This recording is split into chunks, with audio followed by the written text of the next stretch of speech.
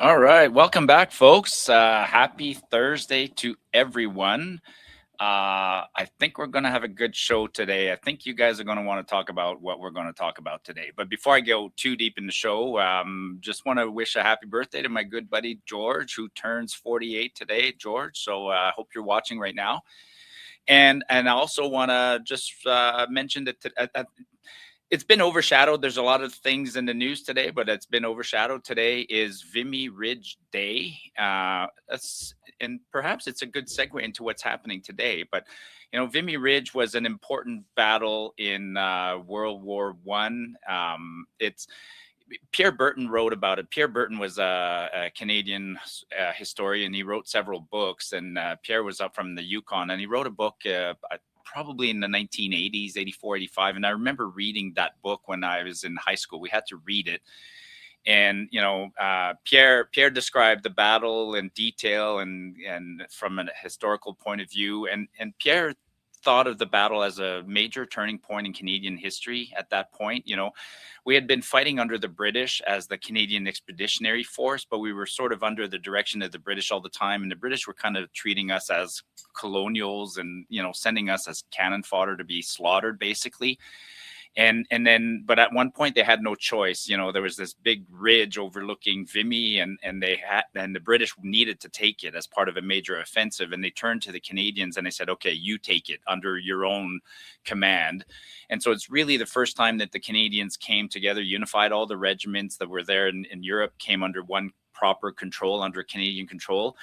And the Canadian generals of the time, they wanted to show what Canadians can do, and they had a different philosophy, right? They weren't nearly they respected our troops, and they wanted to, and they had a system, a very different system in the book that Burton describes, which is the Canadians were forward thinking, which is everybody knew what everybody else was trying to do, right? Instead of just sending people without telling them the objectives, the Canadians explained to the corporal, or to the corporal, who explained it to the sergeant, who explained it to the trooper, and all the way up the chain of command. Everybody knew what they had to do, and then everybody was prepared so that when somebody fell, somebody else could take over.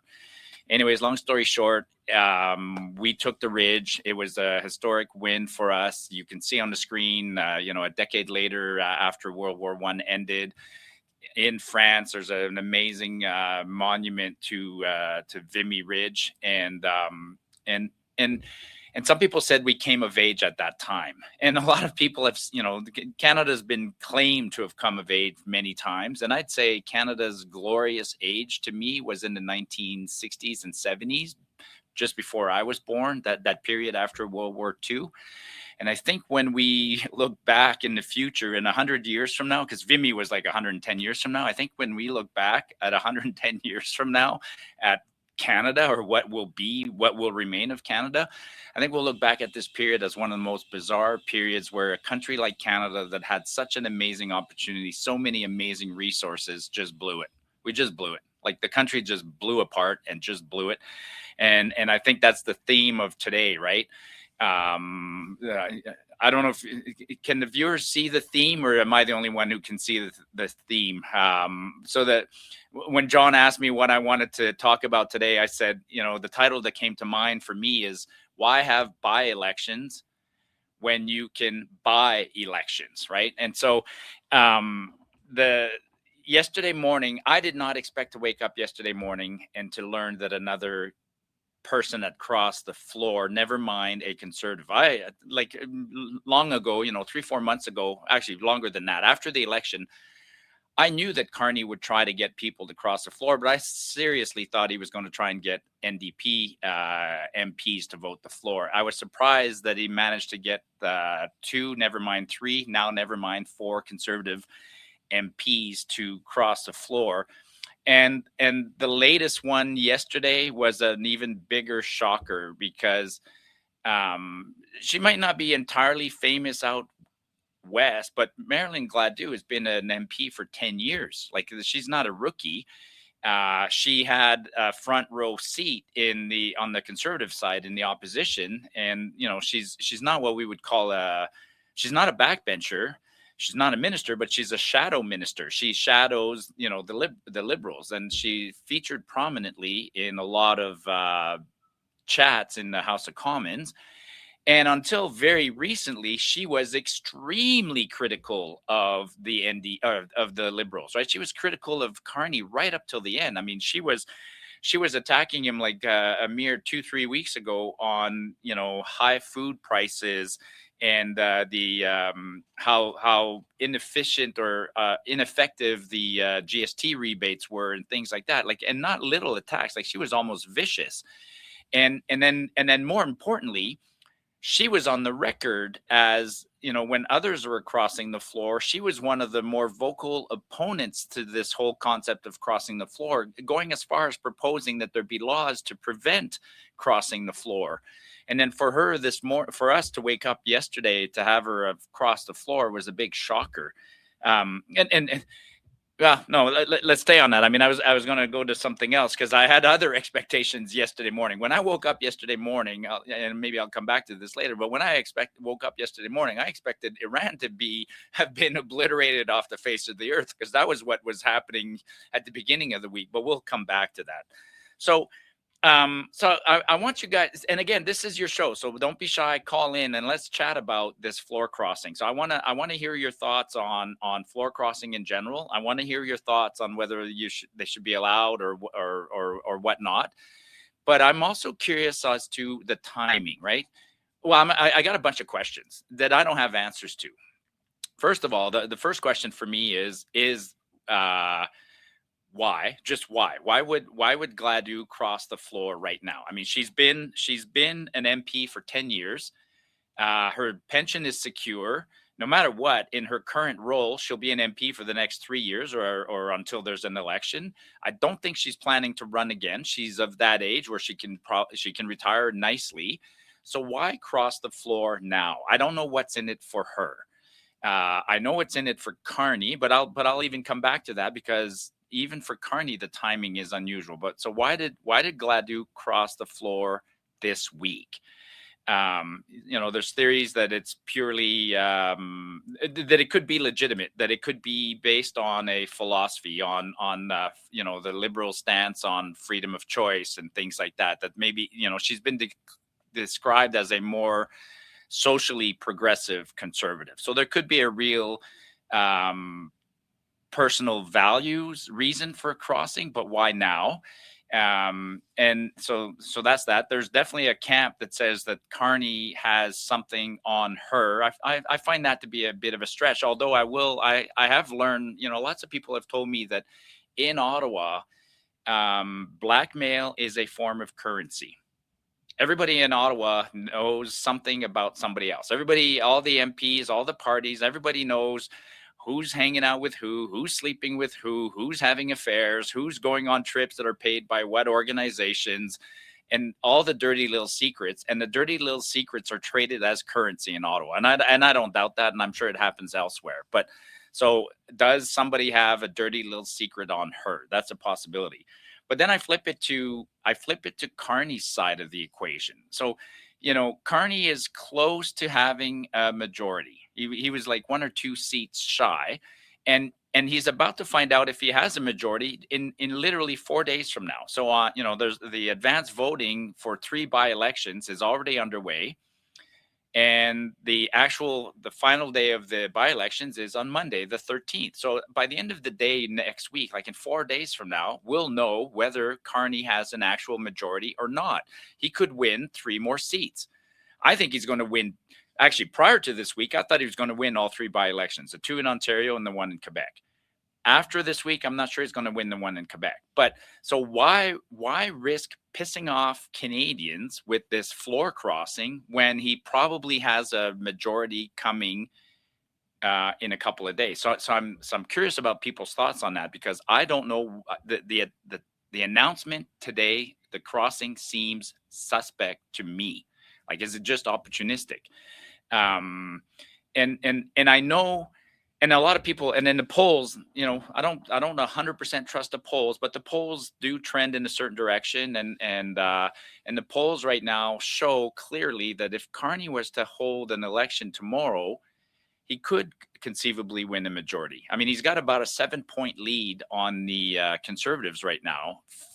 So he could hold an election. Now, I talked about this last week. They've been testing the waters, right? I mean, the rumor about prorogation, the weird story that came out last week, where suddenly everybody was interested in the cost of the by-election in Battle River Crowfoot a year ago, the Pierre's by-election.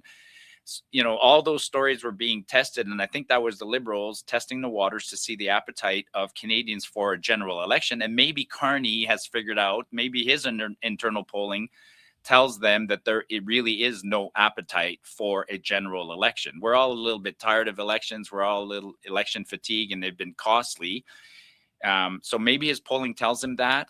But again, if his polling tells him that, why not wait until a week from now to see what the results of the by-election are going to be before she crosses the floor? Now, I was surprised just before we sat down and started the show, we were watching. While the people here in the office at the Western Standard, we were watching the press conference of Pierre. So finally, Pierre had a press conference to talk about the floor crossing.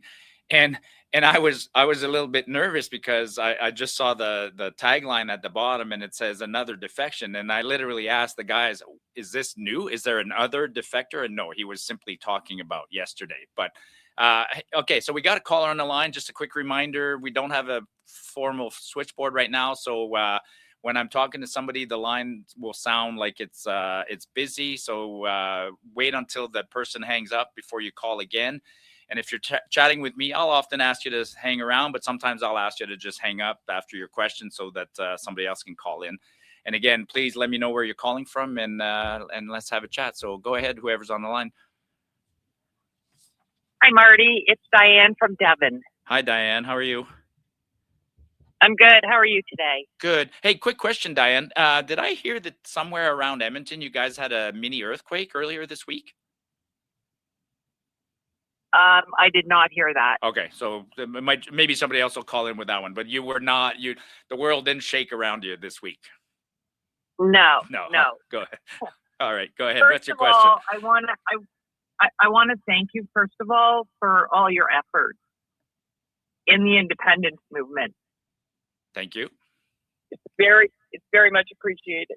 I'm sorry. Oh. Secondly, I want to just say I went to Vimy Ridge 11 years ago. It's so Canadian. It would make your heart swell how proud I was to be a Canadian.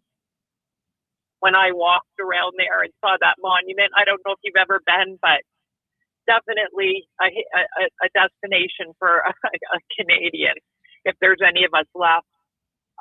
As far as the floor crossing, I was so disappointed to see her do that. She is the same age as me. She was, like, by every sense, a conservative with just so many of the issues that she supported were true blue conservative. She bothered me more than those other guys did, who just seemed like they were flippant and not as serious. And I apologize if they are more serious, but that really bothered me with her yesterday. And I sent her an email and just very nice and said, I'm very disappointed that this is where Canada is. People are struggling. Like, what are you thinking? Can't you see? And I like you, because I watch you with Clyde all the time. I too, Canada, any resemblance of Canada that we once had, that is gone. My father, he would be 103 this year. He would be so brokenhearted because he always had a flag on his front porch, a Canadian flag. And his heart would be broken to see what it has become. Wow. I'm sorry. I don't mean to get emotional, but it's hard to watch this. You're definitely. It's hard to watch. You're not alone. You're Diane. You are not alone. Let's break that down just a little bit, and let's cheer you up a bit, or maybe not, but well, let's stay on the sad side. So so people who accuse us of disrespecting our fallen by having an independence movement, I often say that our fallen have been disrespected by Ottawa for a long time. So what's your thoughts on that? Like, what are we disrespecting the fallen when with what we're doing right now? Not even close. My son served in Afghanistan. My son is a PPCLI. So I know the whole drill about the military. So we are not being disrespectful.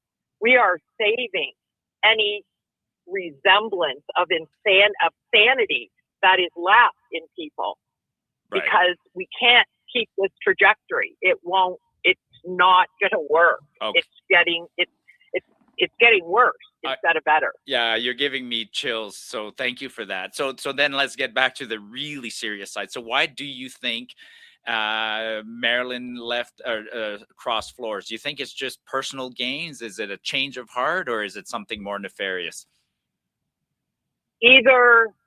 I think it's personal gain. And I think if you look at all the floor crossings, and I've watched a lot in the last 24 hours, every time there's been a floor crossing, there's been some other issue happening.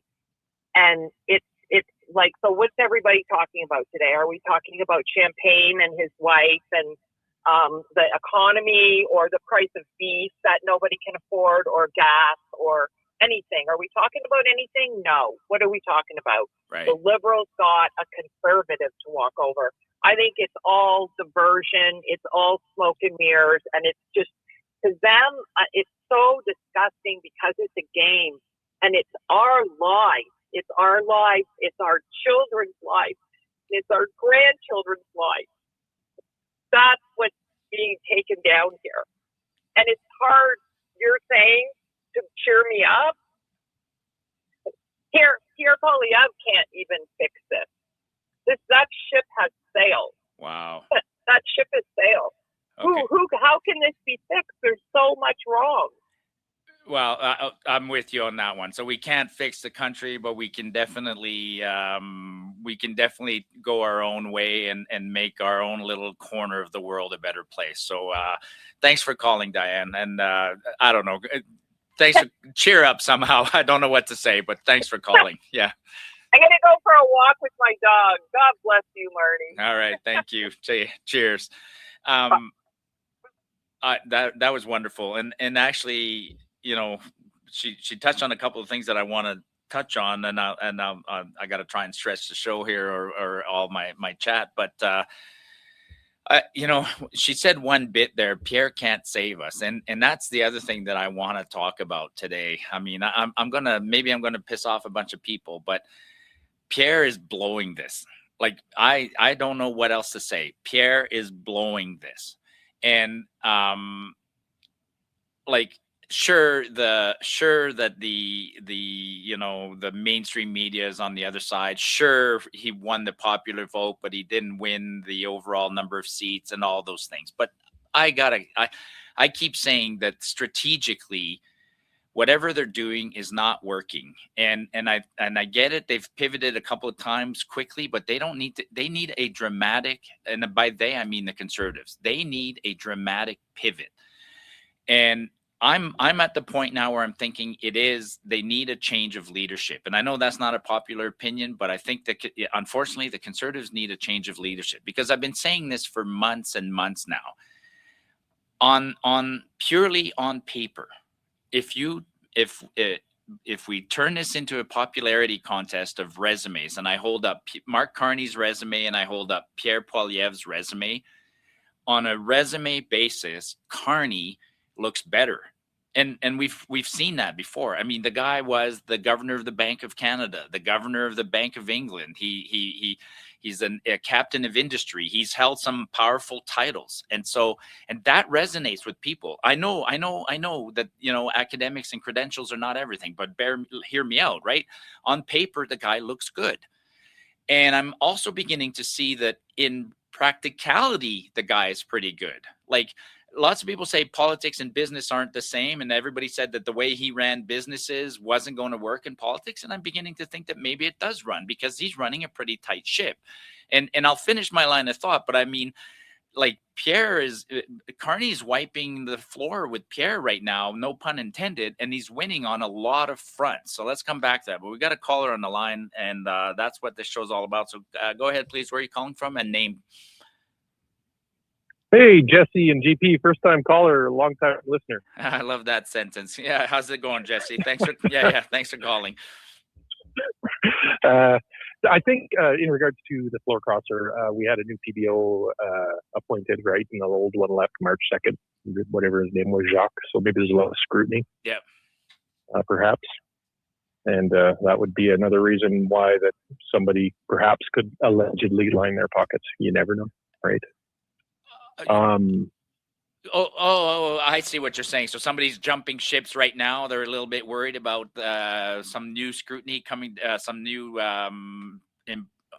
Okay. Yeah, interesting. I sure go with that.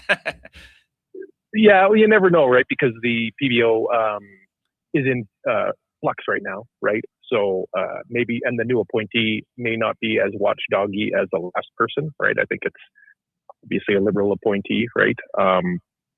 So maybe there's going to be some blind eye turning. Who knows, right? Yeah. Just one theory. Okay. No, interesting one. Yeah, and that's also what was the point I was going to make? I'll have to come back. But hey, let me ask you the same question I asked Diane, or maybe somebody will answer. So there was no earthquakes anywhere in northern Alberta? That's a rumor. Was there an earthquake by Grand Prairie? No? I didn't feel one. We usually have one where I'm always situated at Husky Road, but I haven't felt one lately or didn't see any news breaking. Okay. While we were talking, I just remembered the point I wanted to ask you that I was mentioning, right? So,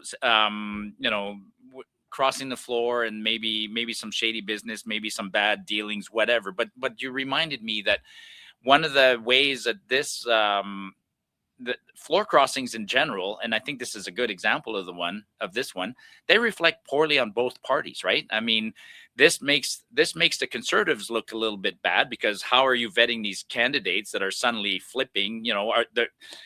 Were they truly conservative to start with, and how are you vetting the candidates? But I think it also makes Carney look bad, right? Because look at Carney in this picture right now. He's shaking hands with somebody who, like, a mere 2 weeks ago was basically calling him every name in the book and saying he was grossly incompetent and everything else. So how do they square those pegs? But I guess that's politics, right? Their level of their moral compass is not maybe the same as yours and mine.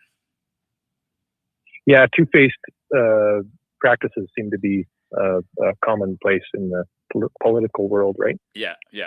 And I'll ask you this question. So, what are your thoughts? Your general thoughts on should our system of parliament allow floor crossing, or should there be a mechanism to a different way of doing it? What do you think? What do you thought on that? I think I'm on board with most Canadians' thoughts, where there should be another election held, right? And or when you go to want to leave one particular party, you should become an independent and then hold an election at that point. Right. Awesome. Okay. Perfect. That's my thoughts. All right, Jess. Thanks for calling. First time caller. Okay. Cheers. So let me. All right. Cool. Yeah. And others, let me know. I mean, I'm of the same opinion. People say that not just me, people say conservatives are complaining because we're the ones negatively affected by the floor crossing. And no, I'm on the record on previous floor crossings as being opposed to them. Notably, I was not happy when Danielle Smith crossed the floor from the Wild Rose to the Conservative Party, 15 years ago. And so I'm okay with somebody crossing, or I'm okay with somebody leaving the party and staying as an independent. 100% okay with that. And then after that, renominating and trying to run back, which brings up a point, right? Like, I made a joke this morning. The person I feel sorry for the most, I can't remember his name, but is the Liberal candidate that ran against Maryland in the last election. Because that guy won his candidacy fair and square, and then he had it taken away. So, everybody thinks of the poor voters whose vote didn't count, but then there's the poor Liberal candidate whose nomination didn't count. I know. I'm being facetious and not a lot of sympathy for sure. Sorry, folks. when you make me talk too much, I have to drink water. So you got to call and give me a break here. All right, let's go back to I'm going to go back to my unpopular opinion that I think Pierre needs to be replaced, and Pierre's losing. Like I said, based on the resumes, and now I'm seeing that Carney perhaps is running the show maybe he is running it like a bit of a business, and he's pretty good at it. And he's winning. He's winning everywhere that matters, and not just because of the fact that he's moving to the center and taking away, policies that were near and dear to the Conservatives. He seems more credible among the voters, and I truly think that if he was to run an election tomorrow morning, that would be dangerous because he could get elected. Now, the glass half full side of me says, well, so what? I mean, every time he does what he does. It pushes more people to the independent side, kind of like Diane, who called earlier. I was out canvassing yesterday, and I've said this before. When I'm canvassing, I can notice the ebbs and tides of sentiment. And yesterday, I collected a lot of signatures, and I had a lot of people come out of their cars. Where do I sign? And they were talking about this floor crossing. So that was definitely good for us. All right, and actually let's stay on Carney. So because I said he's winning and he's doing the right things. Okay, well, all right, John, I'll take this call, but and while I take this call, John, maybe you can find the announcement on Carney's announcement yesterday, the Build Community Strong Fund, the $51 billion fund that he announced yesterday. All right, caller, go ahead. Name, please. Where are you calling from? Oh, hung up. All right. While he tries to, did you find that, John? So Carney, again yesterday, buried in all the announcement was this new fund called the Build Community Strong Fund, and it's a $51 billion fund. And the first project on that, so basically it's a big fund, and he's offering it to municipalities across the country to dip into this fund to build projects. And the first one announced yesterday was a big, Build Community Strong. The first one announced yesterday was a big project in Brampton, Ontario, like $150 million sort of community hall rec complex kind of thing. And then he had 12 others announced in there. When I scroll through the list, the only one in Alberta, and I'm sure there'll be more, but the one in Alberta was money to the city of St. Albert to upgrade water infrastructure. And I was waiting to see Danielle Smith's reaction to that. Maybe she's been too busy with other things, but that announcement by Carney is another example, I think, of absolute overreach by Ottawa, because now Ottawa is saying to communities like St. Albert, hey, bypass your provincial government, bypass Edmonton, and just come to us and we'll give you money for your infrastructure projects. And I know that's a thorn in Danielle's side. She doesn't like that when Ottawa sends us money back with conditions on it. And that's basically what that is. We're paying money to Ottawa, we're paying our taxes, and then Ottawa doles it back out with conditions. Go ahead, caller. What's your name? Where are you calling from? Dale from Lethbridge. Hey, Dale. What's on your mind? Just calling. Well, first of all, thanks for all you're doing. We all appreciate it. I just kind of dispute what you said about Carney being a good businessman and doing a good job, and Pierre not. And I really don't see where Carney has done anything other than make a bunch of announcements. You know, in the G7, we got the worst debt numbers, we got the worst housing numbers, worst inflation, food costs. He hasn't made any. He's made all kinds of announcements, but hasn't done anything. He didn't stand up to Trump like he said he was going to. He's never enacted the Bill C-5 that was going to get us we were going to be so strong with that. We're now in bed with China. Like, I think his leadership is brutal. He's not an honest guy. He's been caught in a number of lies. So I'm not sure where we give him all the credit, plus the fact he was running our country with Trudeau for 5 years. So I just kind of dispute what you were saying, that I know a lot of people, from talking to a lot of people, especially seniors, think he's the greatest. But when you look at his track record, I don't think he's got a lot to stand on. I'm smiling, Dale, because I'm 100% on board with you. And you know, you guys know me. I mean, I was kind of baiting, seeing where this would go. You are a common sense Albertan, and you see right through Carney. You completely get that everything he's doing is just smoke and mirrors. But unfortunately, his smoke and mirrors show resonates with a huge chunk of the population, right? And that's where I mean that he's playing the game well, right? He's like, I agree, he's not doing anything significant, but he is playing the game well. He's better at playing the game. It validates in the numbers, right? In the data. I mean, the fact that he's getting people to do, but I appreciate that. How are things otherwise? I was in your neck of the woods there last week. I was pleasantly surprised when I walked into the room. I thought that I would have a smaller crowd, but I was very happy with the level of enthusiasm for independence that came out to listen to me when I was in Lethbridge last week. What part of Lethbridge are you in? I'm on the west side, and unfortunately, I missed you when you were here. We were down south, hadn't got back yet. But I've been talking to a lot of people, and I really find this Carney thing such a stumbling block. You know, that's the number one pushback I get, that things will be different with Carney. And I guess I'm just like any good conservative. I find it pretty frustrating, but it is what it is, I guess. Yeah, appreciate it. All right. Thanks for calling, Dale. Yeah. You betcha. Yeah, Thanks. thank you. Yeah, common sense Albertan right there. Yeah, Carney. I mean, yes, Carney hasn't done much for any of us. You know, even that list of projects yesterday.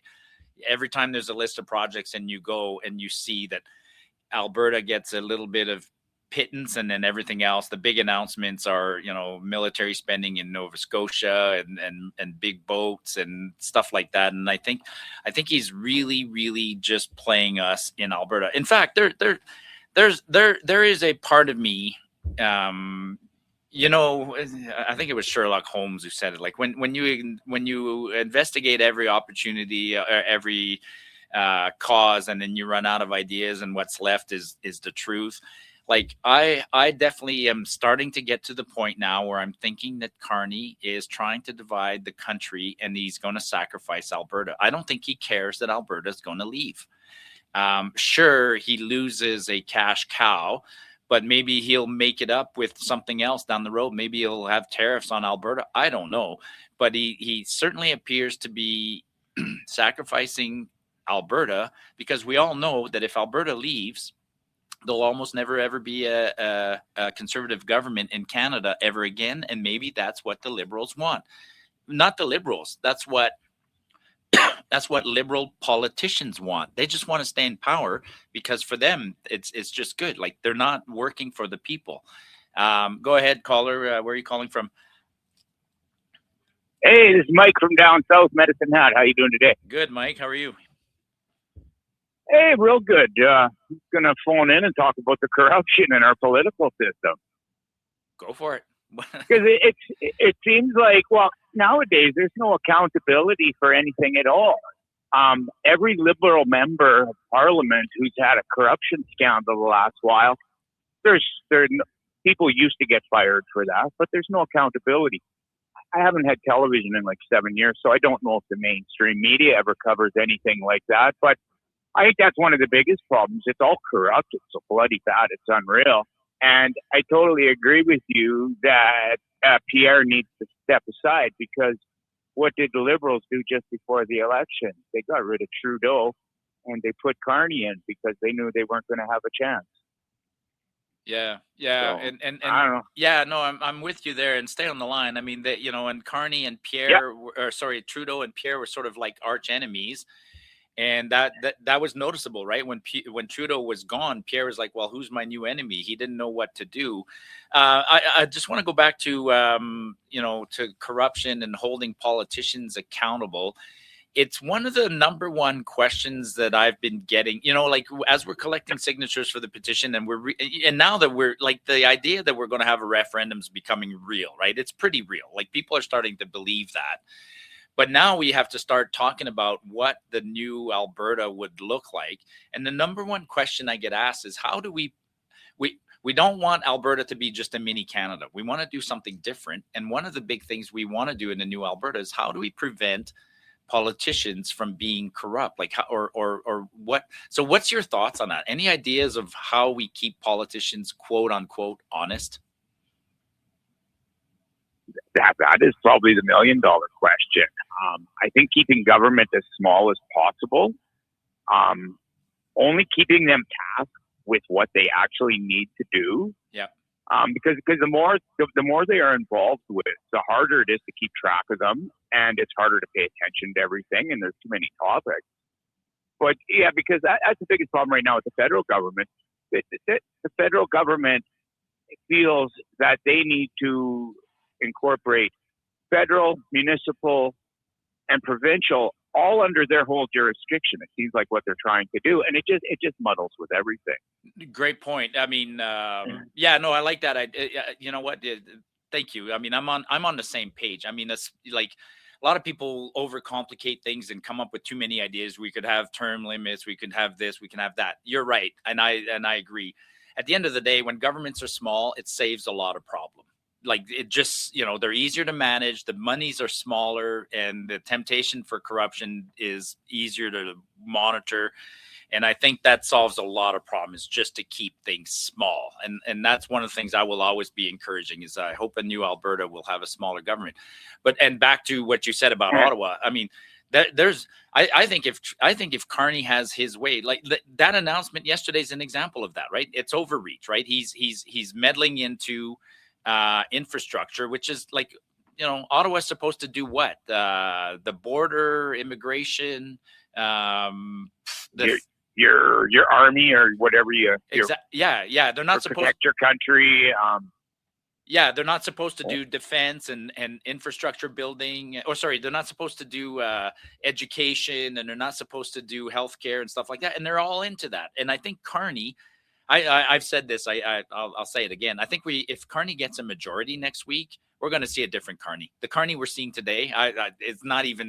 It's a totally different Carney, right? Like, how nasty is he going to be? I think if he gets the majority, we're screwed. Yeah, he's going to be a totally different leader. Oh shoot, I lost my point.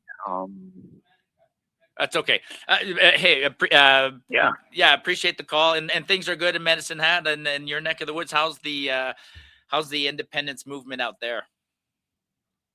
Actually, it's pretty strong down here. We have some big major local places that are open almost daily for signing and everything. But there's a really good culture, and my employer, he's actually pretty big on Western independence. He's been that way for about the last, I think, 40 years. So the company I work for, we have a really good culture as well. Oh, where I was going with part of it is you talked about government getting involved in stuff. Well, one of the biggest wastes of money that's going to cost us a fortune, and probably none of us out here will ever benefit from it, is that new mass transit they're building there for what, $90 billion or something. Yeah. That should be left up to private entities. It's no different than if they wanted to build it in Alberta here too. If there's such a desire to have fast speed transit, or whatever you want to call it, I would think that the businesses and the industry that are going to benefit from it, there should be enough of a demand that all of them would come up with the capital and get it moving forward, rather than government. Tell you what, I'll thanks for that, Mike. I'll get you to hang up, and I'll keep talking about that, because that was on my list of things. We didn't talk about that one much this week. So thanks for calling, bud. Oh, you betcha. You take care, man. All right, thanks. Cheers. Yeah, he's talking about the big This was an announcement that was sort of just before the writ was dropped in the last election. The Project Alto, they call it, the high-speed rail between Quebec City and I think all the way down to Toronto. It's a $90 billion project, and a couple of interesting things on that. First of all, maybe John can find the headline on this one. Philippe Champagne, I never remember his first name, but Minister Champagne had to recuse himself from that project because François Philippe Champagne had to recuse himself because his wife works for the Crown Corporation that would run this project. Okay, so that's like, again, even recusing yourself is not enough, right? And recusing yourself just means whenever we talk about this project, this $90 billion project, I won't be in the room making the decisions. Really? You're going to recuse yourself and your wife is like the CEO of this corporation that's potentially going to get $90 billion? No. That's not how it works. But I don't think that train system will ever get built, and I'll tell you why. And I tweeted about this the other day. Do you guys remember the major rail? Yeah, there's the train. So it's Quebec City all the way down to Toronto, and like the most densely populated corridor in the country. Landowners piled onto landowners. This will never happen, and I'll tell you why it'll never happen. 15 years ago, we had a major incident in Quebec, the Lac Mégantic derailment. Remember that one? The train was parked at the top of the hill kind of thing.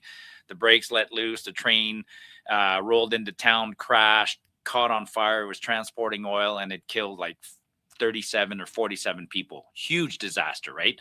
And after the disaster, there was an inquiry, and the inquiry said that they needed to bypass the town of there's Champagne. I can't stand that guy. Take his face away, John. I don't like even seeing that guy's face. But maybe bring a picture of Lac Mégantic. Or maybe find the Lac Mégantic Government of Canada website.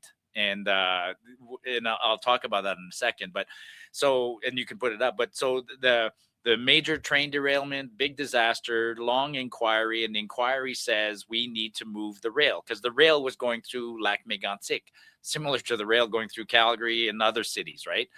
And the proposal was to create a bypass, a 12.5 kilometer bypass around the town.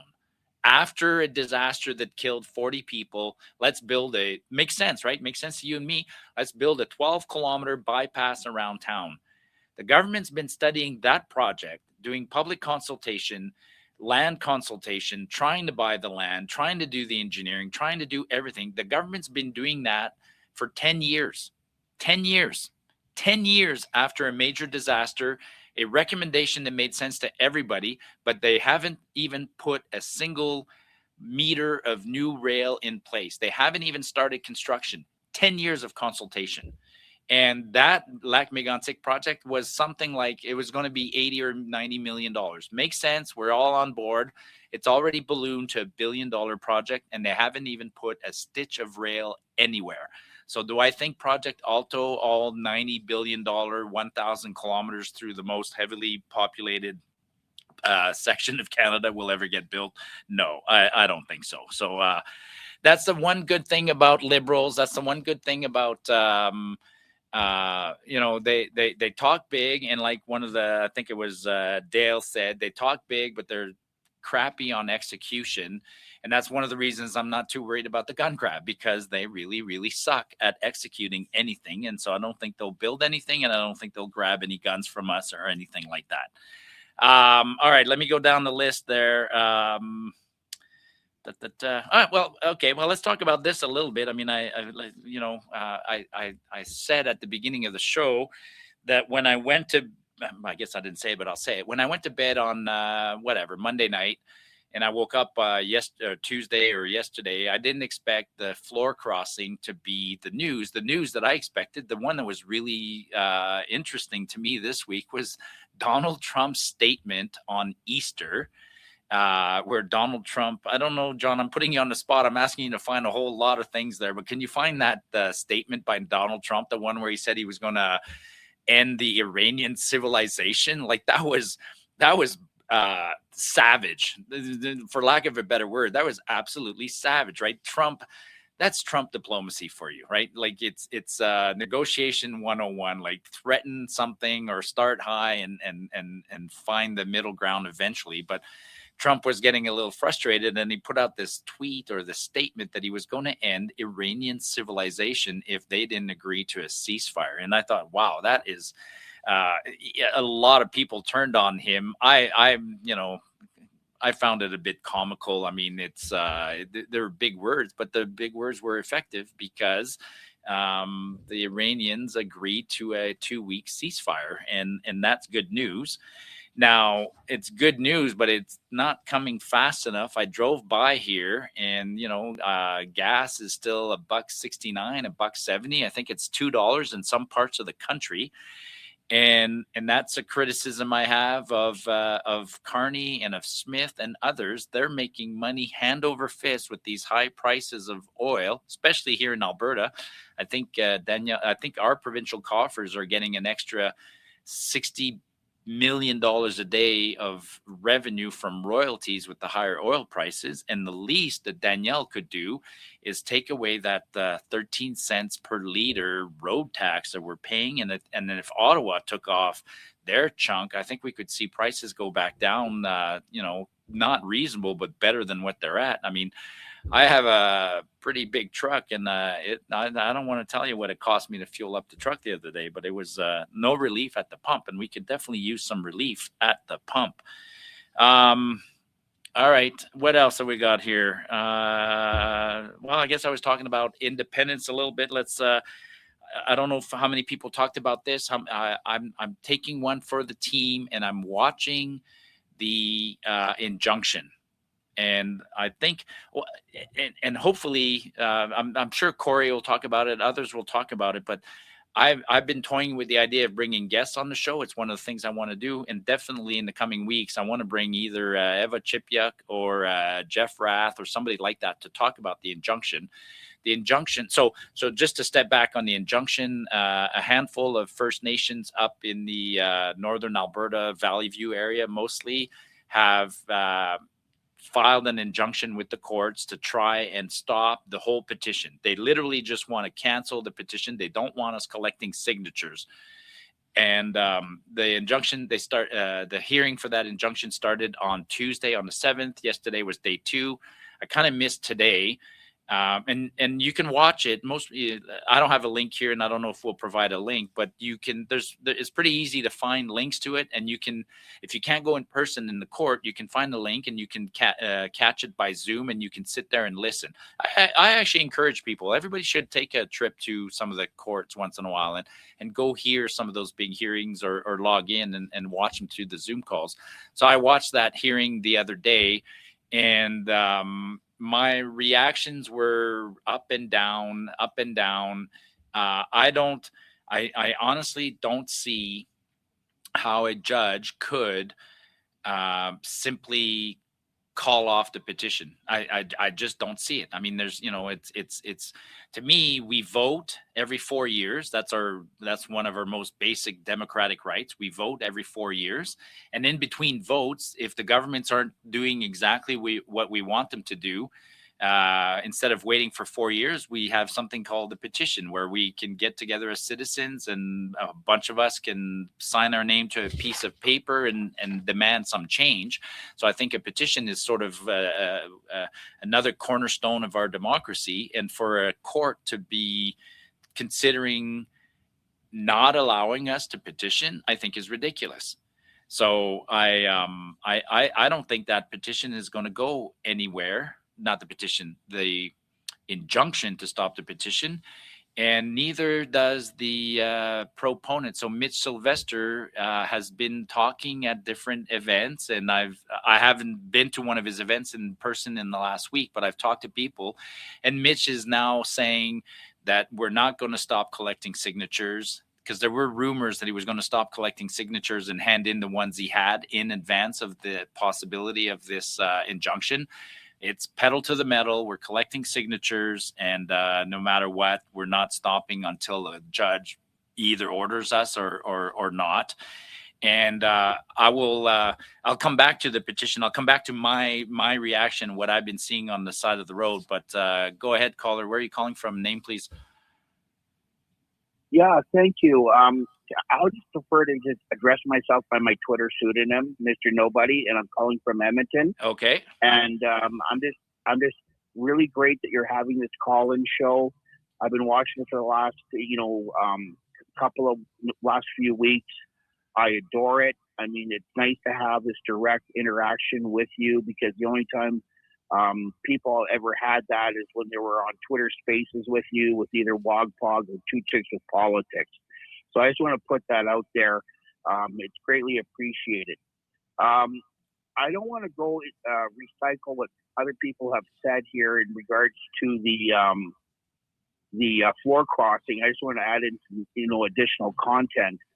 And this, to me, when Michelle Rempel, back on the 41st Parliament back in 2011, she gave this, lame speech, in my opinion, in regards to floor crossing, and how it was part of the new Westminster tradition for MPs to cross the floor, using this logical fallacy of appeal to tradition.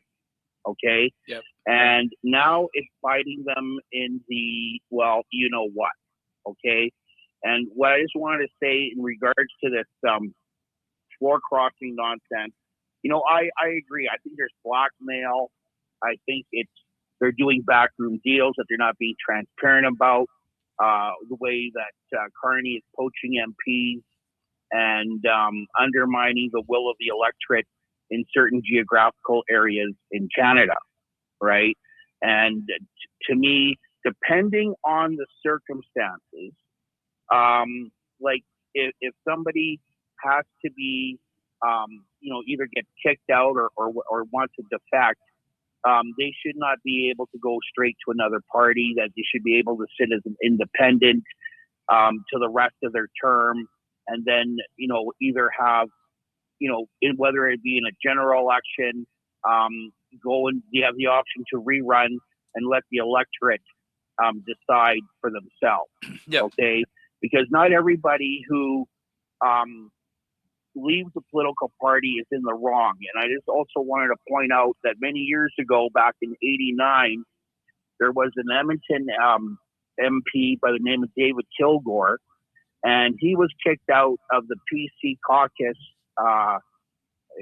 during Brian Mulroney, because he voted in regards to what his electorate wanted. His electorate did not want the GST. He voted against the GST, of the implementation of it, and Mulroney punted him out. Now, what David Kilgour did was the smart thing. He did not cross the floor directly to a political party. He sat as an independent for a number of months. I mean, he did eventually link up to the Liberal Party, and he did run in a general election, and he got reelected. Okay, but mind you, David Kilgour had an excellent reputation. I mean, he could have run under the banner of the Marijuana Party and get reelected. Yeah. So, I mean, that's an instance that it wasn't his fault. I mean, he actually was representing his constituents in Edmonton Southeast at the time in regards to that particular vote. Which is, so I just want stay on the line. Stay on the line, and by the way, I know who you are, right? Mr. Nobody. So we do interact online. You bring up a couple of good points, right? So nowadays almost every vote is whipped, right? Like every vote is every member has to vote along the party lines, and I think that would be one possible solution, is if we went back, because originally, like 100 years ago, not every vote was whipped. Only confidence vote were whipped, but during the rest of the year or the session, members were more open to more free votes. Yeah, so there should be more free votes or routinely free votes. But beyond that, what do you think of the idea? Like, I think it does exist in a few parliaments around the world. The idea of not having parties, is that something that humans are just not? Is that something we're incapable of doing nowadays? We're too tribal, or could a new Alberta reinstitute a system without parties? Well, I mean, I personally myself, I'm good without parties because I don't just look at the party platform. I look at the actual person who's running. Like, I mean, I'm not particularly fond of my member of parliament because she seems to be serving her own selfish, self-centered agenda. But as far as the electorate is concerned, unfortunately, in my opinion, we do not have for the most part. I'm not saying everybody, but for the most part, we don't have a very good electorate in this country, whether it's municipal, provincial, or federal. We have low information gathering voters, low resolution of thought, no analytical, critical thinking skills, not willing to do the homework. Et cetera, et cetera. Yeah, I agree with you. I mean, I did a poll a while back. Like, if people walked into the voting booth and were faced with a ballot that only had names of candidates and not the party, some people wouldn't have a clue who to vote for, because they literally, a lot of Canadians walk into the ballot room and just look at the party. That's it. Yeah. No, you're right, so I would agree with that statement of yours that there is this tribalism that that it's always going to the party, because if you were to ask 10 people, please name your respective representative for all three different tiers of government, the majority of those people, probably 9 out of 10 people, cannot name them all. I mean, we are kind of like someone like yourself, myself, and a number of other people. We're in that top 1%, 2% that we are fully cognitive of what's going on in this country with the different tiers of, within the different tiers of governance. There's people who cannot determine what tier of governance in relation to their respective responsibilities and jurisdiction. So you have a lot of these people don't stay in their lanes. A lot of these politicians, because they're trying to capitalize on identity politics, or trying to slew voters to vote for them over something they have no jurisdiction on. A particular subject. Yeah, we saw an example of that. I mean, I don't think it's Carney's jurisdiction to do infrastructure projects, but he's appealing to a lot of people by announcing them. I appreciate the call. I'm running a bit on time here, so thanks for calling, Mr. Nobody. Cool name. Hey, not a problem. I'll leave you be. Thank you for the show. All right, cheers. Take care. The clock is running down, but I wanted to talk one last thing real quick here. There are 3 by-elections next week. The advanced voting closes today, and then the actual voting is on the remaining voting is on Monday. 2 in Ontario and 1 in Quebec. The leader of the Bloc Québécois today was definitely appealing to conservatives because the polling in that riding is in Terrebonne. That's the one that was decided by one vote on the recount. That's the riding where the one vote was too close. It went to the Supreme Court, and the Supreme Court invalidated that whole election from last time. There was also some monkey business there, right? That's the ones where the mail-in ballots were sent to the wrong address, whatever. So Terrebonne is still closely contested right now. Don't quote me on exact numbers, but the Liberals look like they're at about 50%, and then the Bloc's at about 40%, and then the Conservatives are at 20%. And Blanchette is appealing to conservative voters in that riding not to split the vote and vote with the Bloc to make sure that Carney doesn't get that riding, and I would agree. So hopefully that's how that one turns out. Sorry. Hey, let me get a quick sip here. Sorry, folks. All right, I think I'm running kind of out of time here. All right, well, good show. Thanks again. I'm encouraging you folks, please call in. We had like 5 or 6 callers today, which is great. And it is about you. I want to talk about, I have interests. I have topics that are definitely of interest to me, but I want to make it about what you're interested in. And that only happens if you call in. Like I said, I'm just an average guy. Don't be shy. Let's have a chat. And I am toying with the idea, like I mentioned, bringing in some guests. I want to bring. Uh, I'm toying with the idea of bringing everyday people. I'll tell you why. I mean, when I'm sitting on the side of the road collecting signatures, I'm taking time to meet people, right, and have a chat.